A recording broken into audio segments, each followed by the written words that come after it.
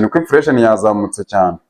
Ikintu waguze 2025 ntabwo ubu ngubu 2026 wasubira kujya kukigura ugisange kikigura yayandi. Kubera iki? Kubera ibyo bibiri nkubwiye byabuze n'ibindi byazamutse. Ibyo ngibyo bituma nawe ujya kukigura baguhenda. Bivuze ngo inflation mu Rwanda yazamutse, bivuze ngo ibiryo byahenze, essence yahenze, ubwo transport yaza kuitihenda n'ibintu byose bitebyira gute bitabihenda. Urasabwa kuba uretse kuguza amafaranga muri banki, kuba uretse gufata inguzanyo keretse yihutirwa cyangwa se iri ngombwa, utegereze ibintu bibanze bikemuka. Listen, aya makuru ngiye kuguhereza nge nawe turayakeneye. Nuvuga ngo mu Rwanda twagize ikibazo cyo nk'abaturage turimo turagira ikibazo cy'amafaranga yabaye makeya kuri twebwe. Nuvuga ngo amafaranga yabaye makeya birimo biraterwa n'icyo bita inflation. Nuvuga ngo inflation yo mu Rwanda yazamutse ku rwego rwo hejuru. Nuvuga ngo twari dufite icyo bita inflation y'umunani.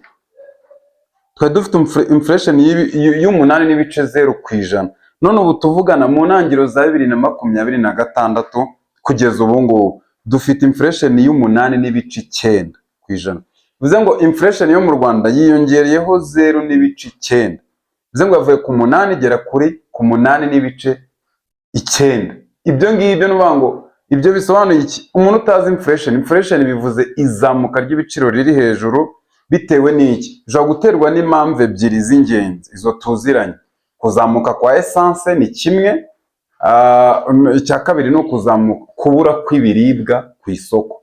Ibirayi, ibishyimbo, umuceri, ibigori n'ibindi. Nuvuga ngo iyo byabaye bike ku isoko, nuvuga ngo icyo kibazo kiraba. Icya kabiri, iyo essence yazamutse, nuvuga ngo nyine essence yabuze. Iyo essence yazamutse, ibyo ngibyo bituma transportation dukoresha tuzana ibicuruzwa, urumva irazamuka. Niyo umuntu uzanye ibicuruzwa akabigeza mu Rwanda, transport yamuhenze kubera ko essence yazamutse n'ibindi bintu, ibyo ngibyo bituma nawe ujya kukigura baguhenda. Bivuze ngo inflation mu Rwanda yazamutse, bivuze ngo ibiryo byahenze, essence yahenze, ubwo transport yaza kuitihenda n'ibintu byose bitebyira gute bitabihenda. Nuvuga ngo ibyo ngibyo byatumye Beneri banki nkuru y'u Rwanda yicarira avuga uti ni gute twarwanya inflation, kuko inflation yazamutse cyane. Ikintu waguze 2025 ntabwo ubu ngubu 2026 wasubira kujya kukigura ugisange kikigura yayandi. Kubera iki? Kubera ibyo bibiri nkubwiye byabuze n'ibindi byazamutse.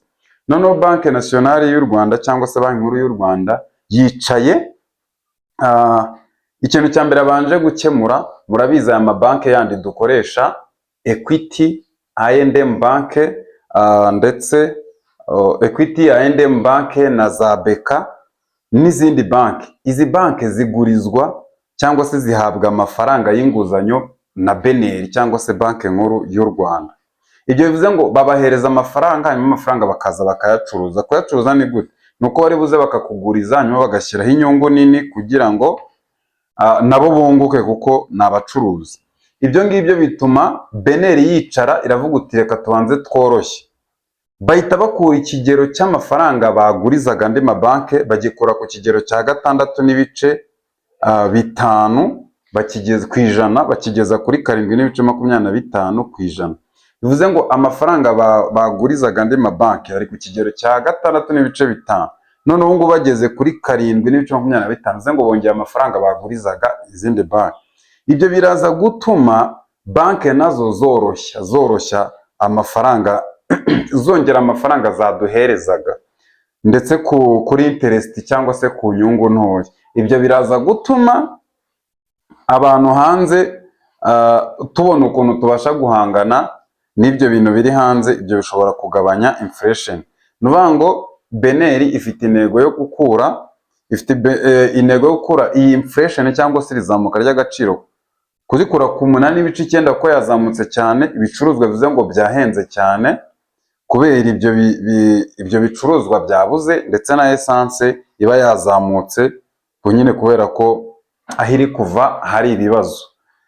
Ibyo ngibyo byatumye ibyo navuze byatumye tuva kuri banki amafaranga bayigurizaga cyangwa se beneri. Ibyo byatumye beneri, banki nkuru y'u Rwanda, amafaranga yaguzaga andi mabanki iyongera, ikura kuri 6.5 igeza kuri 7.25. Ibyo biraza gutuma natwe baduhereza inguzanyo ariko kuri interest ntoya kandi tugira amafaranga menshi. Iyo tugize amafaranga menshi, ibyo bituma nyine imicururize hagati y'abantu n'abacuruza n'ibiki byose bigenda neza. Ni ukuvuga ngo ikintu usabwa ni iki kuri aya makuru, ngo haye ikintu usabwa ni iki: urasabwa kuba uretse kuguza amafaranga muri banki, kuba uretse gufata inguzanyo keretse yihutirwa cyangwa se iri ngombwa, utegereze ibintu bibanze bikemuke. Kuko nubwo bamaze gukura kuri 6.5 bagashyira kuri 7.25 kugira ngo borohereze andi mabanki nibayorohereza natwe tworohereza. Iyo bayakomereje bakayaguriza amafaranga ku nyungu nini, ibyo bituma andi mabanki nayo ashyiraho inyungu nini. Iyo nyungu nini natwe kazi katujyaho, tukabura ukuntu bigenda cyangwa se tukabura uko tubigenza. Ibyo bivuze ngo iki nibaza koroshya iki kibazo, biraza gutuma banki nazo zoroshya, bitume amafaranga agenda neza cyangwa se akorerwa exchange goods na service neza. Icyo usabwa ni iki? Keretse amafaranga y'ingenzi, urasabwa kuba uretse kuguza amafaranga muri banki, ubanze keretse n'abakenewe cyane, ubanze ureke ibintu bijye kuri gahunda. Kuko nubwo bavuze ngo tugiye gukura icyaha tugishyira ahangaha cyangwa se ngo biraza guhita bimanura inflation, ngo ntago bita bikunda ubu ngubu, ntago bita bikorwa.